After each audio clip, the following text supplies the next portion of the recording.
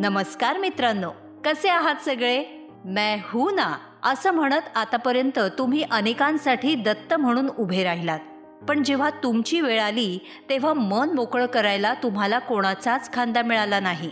असं तुमच्याबरोबर पण बरेचदा झालंय ना?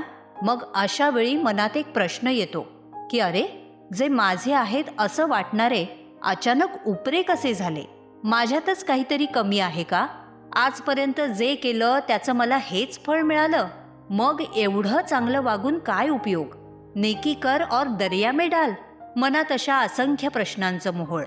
अचानक आलेल्या या एकटेपणाला सामोरं जायला तुम्ही घाबरता. पण मित्रांनो, उलट इथंच तुम्ही स्वतःला ओळखायला चूक करता. ज्या एकटेपणाला तुम्ही घाबरता त्या अवस्थेत खरं तर तुम्ही एकटे नसता, तर तुम्ही स्वतःसोबत असता. या भावनिक स्थितीत राहणं खरं तर येऱ्यागबाळ्याचं काम नाही.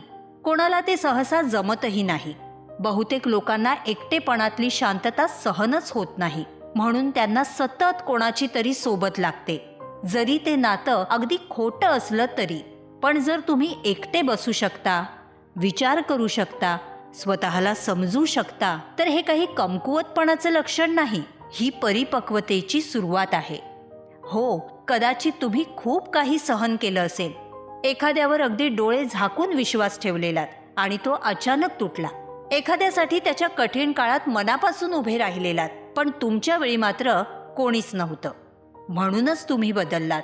तुम्हाला आलेल्या अशा कटू अनुभवांमुळे आता तुम्ही लगेच कोणावर विश्वास ठेवत नसाल, कोणालाही लगेच तुमच्या जवळ येऊ देत नसाल.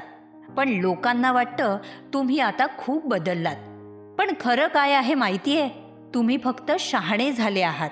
आता तुम्ही शब्दांवर नाही तर वागण्यावर विश्वास ठेवता. कोण काय बोलतं यापेक्षा कोण काय करतं हे तुम्ही बघता. म्हणूनच तुम्हाला फसवणं आता सोपं राहिलेलं नाही.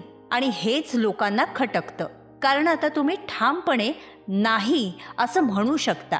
तुम्ही स्वतःसाठी उभे राहू शकता. तुम्ही प्रत्येकाला खुश ठेवण्याचा प्रयत्न करत नाही. आणि खरं सांगायचं तर तुम्हाला तसं करायची गरजही वाटत नाही. तुम्हाला लोकांची गर्दी नकोय, तर तुम्हाला खरे लोक हवेत, भले जरी ते एक दोनच असले तरी. कारण तुम्हाला आलेल्या बऱ्या वाईट अनुभवातून तुम्ही हे शिकलात की चुकीच्या लोकांसोबत राहण्यापेक्षा एकटं राहणं केव्हाही चांगलं.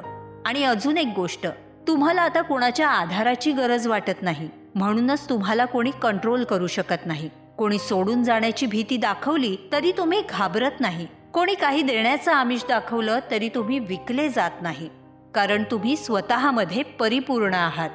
हो, कधी कधी एकटेपणा जाणवतो, पण तो तुम्हाला मनाने तुटू देत नाही, उलट तुम्हाला अजून कणखर बनवतो.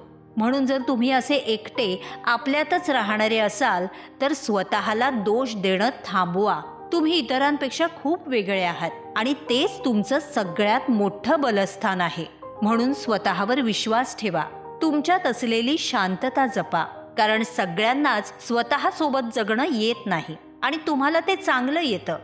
म्हणतात ना, एकटा जीव सदाशिव. मित्रांनो, जर या गोष्टी तुमच्या मनाला भिडल्या असतील तर लाईक, शेअर करा आणि चॅनलला सबस्क्राईब करा, कारण इथं अशा गोष्टी बोलल्या जातात ज्या सगळे जाहीरपणे बोलत नाहीत. पुन्हा लवकरच भेटू. धन्यवाद.